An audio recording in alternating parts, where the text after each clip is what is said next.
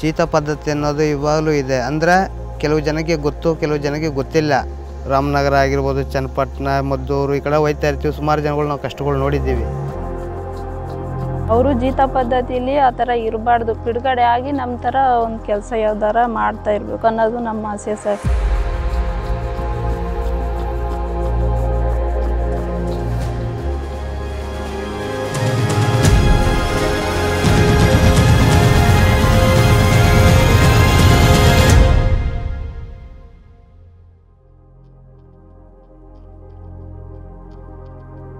ನನ್ನ ಹೆಸರು ಮಾರಪ್ಪ, ನಮ್ಮೂರು ಕಡ್ಸಿಗೊಪ್ಪ. ನಾನು ಬಂದು ರಾಮನಗರದಲ್ಲಿದ್ದಾಗ ನಾನು 7ನೇ ತರಗತಿ ಗಂಟ ನಾನು ಓದಿದ್ದೀನಿ. ಅದಕ್ಕೂ ಮೇಲೆ ನಾನು ಕೂಲಿ ಕೆಲಸಕ್ಕೆ ಹೋದೆ, ತುಂಬ ಬಡತನ ಆವಾಗ.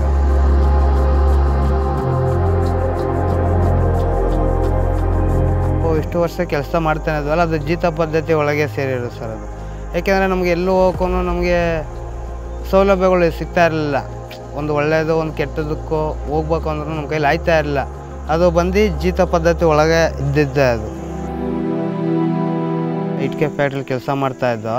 ಅವರು ಮದುವೆಗಂತ 20,000 ಸಾಲ ತಗೊಂಡಿದ್ದು ಸರ್. ಅಡ್ವಾನ್ಸ್ ಇಸ್ಕೊಂಡಿದ್ದಾಗ ಓನರ್ ಒಳ್ಳೆಯವನು ಅಂತ ನಾವು ಅಡ್ವಾನ್ಸ್ ತೊಗೊಂಡಿದ್ದೋ. ಅವ 2 ವರ್ಷದ ನಂತರ ಓನರು ನಮಗೆ 1ಕ್ಕೆ ಡಬಲ್ ಸಾಲಗಳು ಹೊರಿಸಿದ್ರು. ಸಾಲ ತೀರ್ಸೋಣ ಅನ್ನೋಷ್ಟರಲ್ಲೆಲ್ಲ ಅವ್ರು ಇಟ್ಕೊಂಡು, ನಿಮ್ಮದು ಸಾಲ ಇಷ್ಟಲ್ಲ ಐತೆ, ಒಂದು ದಿವ್ಸಕ್ಕೆ 1,000 ಇಟ್ಕೆ ಕೂದ್ರೇ ನೀವು ಸಾಲ ತೀರ್ಸೋಕ್ಕಾಗೋದು, ಹಂಗೆ ಹಿಂಗೆ ಅಂದಿದ್ದಕ್ಕೆ ನಾವು ಒಂದು ದಿವ್ಸಕ್ಕೆ 1,000 ಇಟ್ಕೆ ಕೂತಿದ್ದೆ ಸರ್. ನಾವು ಬೆಳಗ್ಗೆ 6 ಗಂಟೆಯಿಂದ ಹಿಡಿದು ಸ್ಟಾರ್ಟ್ ಕೆಲಸಕ್ಕೆ ಸಾಯಂಕಾಲ 6 ಗಂಟೆವರೆಗೂ ಕೆಲಸ ಮಾಡೋಬೇಕಾಗಿತ್ತು. ಒಂದು ಫ್ಯಾಮಿಲಿ ಒಳಗೆ ಗಂಡ ಹೆಂಡತಿ ಒಳಗೆ ಸಿಗ್ತಾಯಿದ್ದು ಕೂಲಿ ಬಂದು ಬರೀ 300 ರೂಪಾಯಿ. ಅಂದರೆ ಆ 300 ರೂಪಾಯಿ ಇಬ್ಬರಿಗೂ ಡಿವೈಡ್ ಮಾಡಿದ್ರೆ 150 ರೂಪಾಯಿ ಕೂಲಿ ಬೀಳೋರು. 1ಕ್ಕೆ ಡಬಲ್ ಸಾಲ ಮಾಡಿದ್ರು ನಮ್ಗೆ. ಅವಾಗ 20ರಿಂದ 40,000 ಮಾಡಿದರು, 40,000ದಿಂದ 80,000 ಮಾಡಿದರು. ವಾರ ಫುಲ್ಲು ಗಂಡ ಹೆಂಡತಿ ಇಬ್ಬರೂ ವಾರ ಫುಲ್ಲು ಕೆಲಸ ಮಾಡವೆ. ನಮಗೆ ಒಂದು ದಿವಸನೂ ರಜಾ ಅನ್ನೋದು ಇರ್ತಾ ಇರಲಿಲ್ಲ. ಹಾಸ್ಪಿಟ್ಲಿಗಂದ್ರೂ ಒಬ್ಬರು ಹೋಗ್ಬೇಕಾಗಿತ್ತು, ಒಬ್ಬರು ಫ್ಯಾಕ್ಟ್ರಿಲಿ ಇರಬೇಕಾಗಿತ್ತು ಸರ್. ನಾವು ಎಷ್ಟೇ ಹುಷಾರಿಲ್ಲ ಅಂದರೂ ನಾವು ಒಬ್ಬರೇ ಹೋಗಿ ಹಾಸ್ಪಿಟ್ಲಿಗೆ ತೋರಿಸ್ಕೊಬರ್ಬೇಕಾಗಿತ್ತು. ನಮ್ಮ ಜೊತೆಲೇ ಇಟ್ಕೆ ಕೂತಿದ್ದು ನಮ್ಮ ಯಜಮಾನ್ರ ತಂಗಿನೇ ಬಸ್ರಿ 6 ತಿಂಗಳು ಪ್ರೆಗ್ನೆಂಟ್ ಇದ್ದರು. ಪ್ರೆಗ್ನೆಂಟಲ್ಲಿ ಒಂದು ದಿವಸ ಕುಕ್ಕರ್ಗಾಲಲ್ಲೇ ಕುಂತ್ಕೋಬೇಕಾಗಿತ್ತು ಸರ್ ಇಟ್ಕೆ ಕುಯ್ಯುವಾಗ.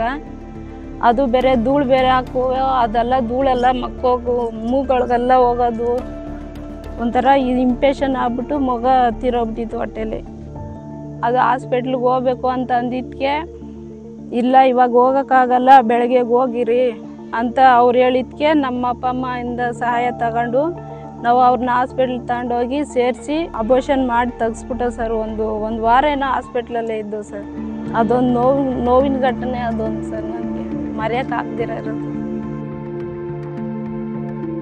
ಆಮೇಲೆ ನಮ್ಗೆ ಗೊತ್ತಾಯಿತು, ಈ ಓನರು ನಮಗೆ ಸರಿಯಾಗಿ ಕೂಲಿ ಹಾಕ್ಕೊಡ್ತಾ ಇಲ್ಲ, ನಾವು ಸಾಲಗಳು ತೀರ್ಸೋಕ್ಕಾಗೋದಿಲ್ಲ ಅಂತ ಅಂದ್ಕೊಂಡ್ವಿ. ಅವಾಗ ಜೀತ ಪದ್ಧತಿ ಅನ್ನೋದು ಕೆಲವು ಜನ ಬಂದು ಓನರ್ಗಳು ಕೆಲಸ ಮಾಡಲಿಲ್ಲ ಅಂದರೂ ಕೆಲವು ಜನ ಹೊಡಿತಾರೆ, ಕೆಲವು ಜನ ಬಾಯಿಗೆ ಬಂದಂಗೆ ಬೈತಾರೆ. ತಪ್ಪಿಸ್ಕೊಂಡು ಹೋದ್ರೂ ಅವ್ರನ್ನ ಕಂಡಿಡಿದಾದ್ರೂ ಕರ್ಕೊಬಂದು ರೂಮ್ ಒಳಗೆ ಕೂಡ ಹಾಕಿ ಹೊಡಿತಾರೆ.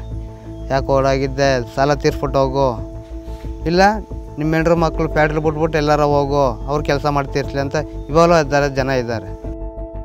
ನಾವು 4 ವರ್ಷ ಕೆಲಸ ಮಾಡ್ತಾ ಇದ್ದಾಗ ಪೊಲೀಸ್ ಅಧಿಕಾರಿಗಳು, ತಹಸೀಲ್ದಾರ್ ಅಧಿಕಾರಿಗಳು ಮತ್ತು ಲಾಯರ್ ಸರ್ಗಳು ಎಲ್ಲ ಬಂದ ನಮ್ಮನ್ನು ಕೆಲಸ ಮಾಡ್ತಾಯಿದ್ದೋ. ಅವಾಗ ಬಂದು ಡೈರೆಕ್ಟಾಗಿ ಕೇಳಿದ್ರು ನಮ್ಮನ್ನು. ಪೊಲೀಸ್ನವರೆಲ್ಲ ಬಂದ್ರಲ್ಲ, ಅದೇ ನನಗೆ ಆಶ್ಚರ್ಯ. ಅವರೆಲ್ಲ ಬಂದ್ರಲ್ಲ, ನಮ್ಮ ಕಷ್ಟ ಸುಖ ಎಲ್ಲ ಕೇಳಿದ್ರಲ್ಲ. ನಾವು ಹೇಳಿದ್ವಿ, ಈ ಥರ ನಮಗೂ ಈ ಥರ ಫ್ಯಾಕ್ಟ್ರಿಲಿ ಇಷ್ಟೊಂದು ಕಷ್ಟ ಇದೆ, ನಾವು ಹೊರಗಡೆ ಬರೋಕ್ಕೆ ಇಷ್ಟ ಸರ್, ನಾವು ಇಟ್ಕೆ ಕುಯ್ದು ಇಷ್ಟೆಲ್ಲ ಮಾಡಿದ್ದೀವಿ, ನಮಗೆ ಒಂದು ದಿವ್ಸಕ್ಕೆ 300 ರೂಪಾಯಿ ಹಾಕ್ಕೊಡ್ತಾರೆ, ನಮ್ಮ ಕಷ್ಟ ಎಲ್ಲ ಹೇಳ್ಕೊಂಡ್ವಿ. ಅವರು ಹೊರಗಡೆ ತಂದು ರಿಲೀಸ್ ಸರ್ಟಿಫಿಕೇಟ್ ಎಲ್ಲ ಕೊಟ್ಟರು. ಇದರಿಂದ ನಮ್ಮ ಓನರ್ಗೆ ಒಂದು ಶಿಕ್ಷೆ ಆಗಿದೆ, 10 ವರ್ಷ ಶಿಕ್ಷೆ ಆಯಿತು.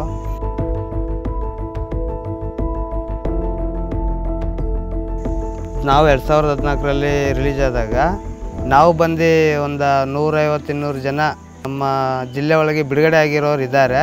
ಅವರೆಲ್ಲ ಸೇರಿ ಒಂದು ಉದಯೋನ್ಮುಖ ಸಂಘವನ್ನು ಮಾಡ್ಕೊಂಡು ನಾನು ಒಬ್ಬ ಅಧ್ಯಕ್ಷರಾಗಿ ಇವಾಗ ಬಿಡುಗಡೆ ಆಗೋವ್ರಿಗೆಲ್ಲ ಊಟದ ಸೌಲಭ್ಯಗಳು, ಪುನರ್ವಸತಿಗಳಲ್ಲಿ ಮನೆ ಸಿಗಬೇಕು, ರೇಷನ್ ಕಾರ್ಡು, ಆಧಾರ್ ಕಾರ್ಡು ಎಲ್ಲನೂ ಸಿಗಬೇಕು ಅಂತ ನಾವು ಪಿಟಿಷನ್ಗಳು ನಾವು ಅವ್ರಿಗೆ ಅರ್ಜಿಗಳು ಕೊಡ್ತಾ ಇರ್ತೀವಿ. ಮತ್ತು ಅವ್ರಿಗೆ ಆಗೈತಾ, ಯಾರಿಗಾಗಿದೆ ಯಾರಿಗಾಗಿಲ್ಲ ಅದನ್ನ ಹಂಗೆ ಫಾಲೋ ಮಾಡ್ಕೊಂಡು ಕಂಟಿನ್ಯೂ ಮಾಡ್ತಾ ಇದ್ದೀವಿ. ಈ ಜೀತ ಪದ್ಧತಿಯಲ್ಲಿ ಇದ್ದವರೆಲ್ಲ ಸೇರಿ ರಾಮನಗರ ಜಿಲ್ಲಾ ಪಂಚಾಯತಿಲಿ ಒಂದು ಮೀಟಿಂಗ್ ಅಂತ ಇಟ್ಟು ಆ ಮೀಟಿಂಗಲ್ಲೆಲ್ಲ ಸೇರಿ ಈ ಥರ ನಮ್ಗೆ ಮಿಷಿನ್ ಬೇಕು ಅಂತ ನಾವು ಬರ್ದಾಕ್ತೋ ಕೆಲವ್ರು ಬೇರೆ ಬೇರೆಗೆ ಬರ್ದಾಕಿರೋ ಅವ್ರಿಗೆಲ್ಲ ಹಸುಗಳು ಕುರಿಗಳು ಅವೆಲ್ಲ ಸಿಕ್ಕಿದೆ. ನಮಗೆ ಟೈಲರಿಂಗ್ ಮಿಷಿನ್ ಸಿಕ್ಕೈತೆ. ಇವಾಗ ನಮ್ಮ ಉದಯೋನ್ಮುಖ ಸಂಘದಲ್ಲಿ 7 ಮಿಷಿನ್ ಇದೆ. 7 ಮಿಷಿನಲ್ಲಿ ನಾವು ಇವಾಗ ಒಂದು 4 ಜನ ಕೆಲಸ ಮಾಡ್ತಾಯಿದ್ದೀವಿ. ನಮ್ಮ ಗ್ರಾಮದಲ್ಲಿರೋರೇ ಒಂದು 4 ಜನ.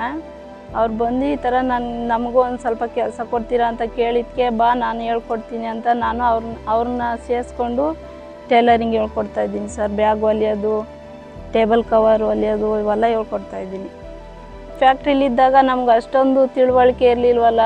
ನಾವು ಹೊರಗಡೆ ಬಂದ ಮೇಲೆ ಒಂದು 4 ಜನಕ್ಕೆ ಹೇಳ್ಕೊಡುವಂಗೆ ಆಗಿದ್ದೀನಲ್ಲ ಅಂತ ಒಂದು ಹೆಮ್ಮೆ ಆಯ್ತೈತೆ ಸರ್ ನನಗೆ.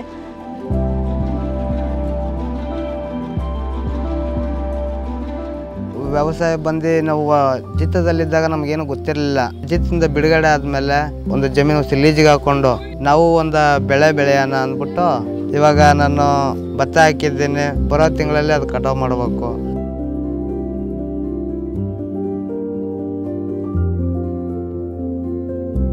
ನಾವಿವಾಗ ಸೆಡ್ಡಲ್ಲಿ ಇದ್ದೀವಿ.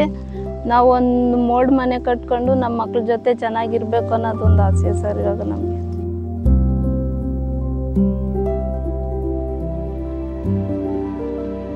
ಜೀತ ಪದ್ಧತಿ ಅನ್ನೋದೇ ಇರಬಾರ್ದು ಸರ್. ನಾವು ಈ ಥರ ಟೇಲರಿಂಗ್ ಮಾಡ್ತಾ ಇದ್ದೀವಿ. ಅದೇ ಥರ ಬಿಡುಗಡೆ ಆದವರು ಯಾವುದನ್ನ ಒಂದು ಕೆಲಸ ಅವ್ರ ಕೈಲಾದಷ್ಟು ಯಾವುದನ್ನ ಒಂದು ಕೆಲಸ ಮಾಡ್ಕೊಂಡು ಅವರು ಮುಂದುವರಿಬೇಕು ಅನ್ನೋದು ನಮ್ಮ ಆಸೆ ಸರ್. ನಮ್ಮ ಸಂಘನೂ ಹಿಂಗೆ ಬೆಳೀತಾ ಇರಬೇಕು. ನಮಗೆ ಅದಕ್ಕೆ ಬಂದು ಗೌರ್ಮೆಂಟ್ ಸಪೋರ್ಟು ನಮಗೆ ಇರಬೇಕು. ಈ ಜೀತ ಅನ್ನೋದು ಬಂದು ನಿರ್ಮೂಲನೆ ಮಾಡಬೇಕು, ಇರಬಾರ್ದು ಕರ್ನಾಟಕದಲ್ಲಿ ಅಂದ್ಬಿಟ್ಟು ನಾನು ಹೇಳೋಕೆ ಇಷ್ಟಪಡ್ತೀನಿ.